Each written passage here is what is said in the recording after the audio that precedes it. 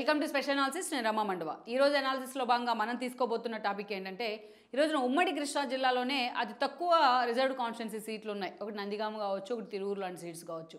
But ఈ రెండు సీట్స్లో కూడా జగన్మోహన్ రెడ్డి చాలా సీరియస్ ఎక్స్పెరిమెంట్కే తెరదీశారనుకోవాలి.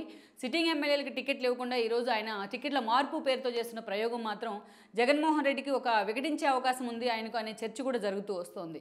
అటు తిరువురులో చూసినట్లయితే సిట్టింగ్ ఎమ్మెల్యేగా ఉన్న రక్షణ్ నిధిని మార్చి ఆయన ప్లేస్లో ఈ రోజున కేసీఆర్ నాని అనుచరుడుగా పేరున్న స్వామిదాస్కి ఆ టికెట్ని జగన్మోహన్ రెడ్డి అనౌన్స్ చేయడం జరిగింది. ఈ విషయంలో రక్షణ్ నిధి ఈరోజు ఏకంగా ఆయన మీద జగన్మోహన్ రెడ్డి మీద తిరుగుబాటు వ్యక్తం చేస్తున్నారు. అండ్ దెన్ ఈ రోజు షర్మిలాతో నడిచేందుకు కూడా ఆయన సిద్ధమవుతూ ఉన్నారు. అటు టీడీపీ కూడా రక్షణ్ నిధి లాంటి అభ్యర్థి వస్తానంటే ఆహ్వానించే పరిస్థితుల్లో ఉన్నప్పటికీ అక్కడ ఆల్రెడీ టీడీపీ తరఫున దేవదత్తు లాంటి వాళ్ళు ఇన్ఛార్జిగా వ్యవహరిస్తూ వస్తున్నారు. ఈరోజు రక్షణ్ నిధి విషయంలో మాత్రం ఇంకా పూర్తి స్థాయిలో స్పష్టత రావాల్సి ఉంది.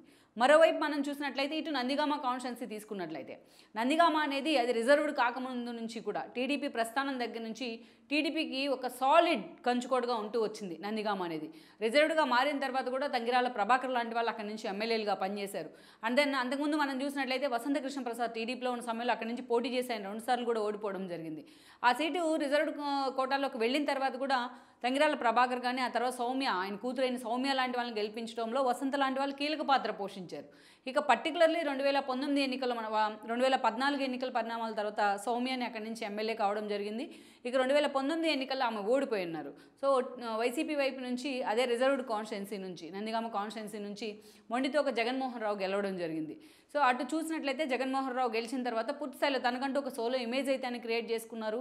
ఇక అలాంటి జగన్మోహన్ రావు కూడా ఈ రోజున చెక్ పెట్టేలాగా కూడా జగన్మోహన్ రెడ్డి వ్యవహరిస్తూ వస్తున్నారు.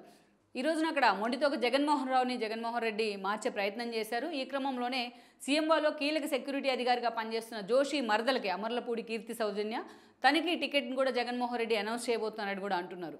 ఇది చూసినట్లయితే పూర్తి స్థాయిలో జగన్మోహన్ రావు చాలా సాలిడ్ పర్సనాలిటీగా ఉన్నారు. అక్కడ కేసీఆర్ నాని లాంటి వాళ్ళతో ఆయన చాలా అసోసియేట్గా కూడా ఉన్నారు.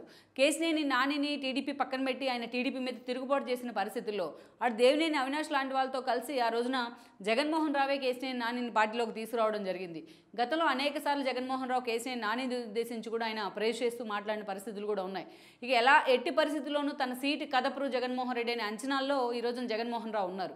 అలాంటి సిచ్యువేషన్లో ఈ రోజున జగన్మోహన్ రెడ్డి జోషి మరదలైన కీర్తి సౌజన్యాన్ని అక్కడ తీసుకొచ్చి ఆయన కూడా వాళ్ళ హస్బెండ్ ఉన్నారు, ఆయన కూడా జోషి బ్రదర్ చాలా కీలక పోస్టులో ఉన్నారు. ప్రభుత్వానికి సంబంధించి ఒక క్రిస్టియన్ మైనారిటీ అసోసియేషన్ వెల్ఫేర్ అసోసియేషన్కి కీలక పదవిలో ఉన్నారు ఆయన. ఇక ఆయన భార్య అయిన ఈ రోజున కీర్తి సౌజన్యాన్ని తీసుకొచ్చి అక్కడ అభ్యర్థిగా జగన్మోహన్ రెడ్డి అనౌన్స్ చేయబోతున్నారని చర్చ ఉంది.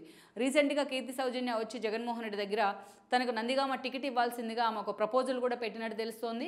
ఇక అక్కడ స్థానికంగా ఉన్న సమీకరణాలు కానీ పర్మిటేషన్స్ అండ్ కాంబినేషన్స్ ఆలోచించిన తర్వాత జగన్మోహన్ రెడ్డి కూడా ఈ రోజున కీర్తి సౌజన్య వైపే మొగ్గు చూపుతున్నారన్న ఒక వాదన అయితే వినిపిస్తోంది. స్థానికంగా జగన్మోహన్ రావు మీద ఉన్న ఒక వ్యతిరేకత పూర్తి స్థాయిలో సర్వేల్లో కూడా స్పష్టమవుతుందని జగన్మోహన్ రెడ్డి అండ్ తాడేపల్లి వర్గాలు అయితే ఈరోజు చర్చలు జరుపుతూ ఉన్నాయని సమాచారం. మరోవైపు చూసినట్లయితే అక్కడ ఒక మహిళా సెంటిమెంట్ని ఎస్టాబ్లిష్ చేయొచ్చని కూడా జగన్మోహన్ రెడ్డి ఆలోచన చేస్తున్నారు. ఎందుకంటే టీడీపీ నుంచి కూడా ఈసారి తంగిరాల సౌమ్య అక్కడ అభ్యర్థి కాబోతున్నారు. 2014లో గెలిచిన హిస్టరీ కూడా ఆవిడకుంది. అంతకుముందు ఉప ఎన్నికల్లో కూడా గెలిచారు ఆవిడ. సో అందుకని ఈరోజు సౌమ్య మీద ఆ స్థాయిలో ఫైట్ చేయాలి అంటే ఈసారి అది కూడా అక్కడ కీలకంగా కాపుల ఓట్లు కూడా కీలకంగా ఉండబోతున్నాయి. ఈసారి టీడీపీ జనసేన పొత్తుల్లో ఆ సీటు టీడీపీకే రాబోతుంది. సౌమ్య అక్కడి నుంచి పోటీ చేయబోతున్నారు. సో తంగిరాల సౌమ్యకి చెక్ పెట్టాలి అంటే ఈరోజు అదే స్థాయిలో అక్కడ ఒక మహిళా అభ్యర్థిని తెర మీద తీసుకురావాలని జగన్మోహన్ రెడ్డి ఆలోచన చేస్తున్నారు. ఈ క్రమంలోనే ఈరోజు కీర్తి సౌజన్య పేరును త్వరలోనే నెక్స్ట్ రాబోతున్న 5వ లిస్టులో కన్ఫర్మ్ చేస్తారని కూడా వార్తలు వస్తున్నాయి. అయితే ఇదే సమయంలో జగన్మోహన్ రావు మాత్రం జగన్మోహన్ రెడ్డి మీద చాలా సీరియస్గా తిరుగుబాటుకు సిద్ధమవుతున్నారన్న ప్రచారం ఉంది. దళితుడైన తననే రిజర్వ్డ్ కాన్స్టిట్యున్సీలో తనకే అన్యాయం చేస్తున్నారు జగన్మోహన్ రెడ్డి కూడా అని కూడా ఆయన సన్నిహితుల దగ్గర వాపోతూ వస్తున్నారు. మరి ఈ రోజున ఆల్రెడీ తిరువురులో అలాంటి ఎక్స్పెరిమెంట్ చేసి తిరుగుబాటు తెచ్చుకున్న జగన్మోహన్ రెడ్డి మరి నందిగామలో కూడా అలాంటి సీన్కే ఎందుకు తెరదీయబోతున్నారనేది మాత్రం చాలామందికి అర్థం కాని విషయంగా మారింది.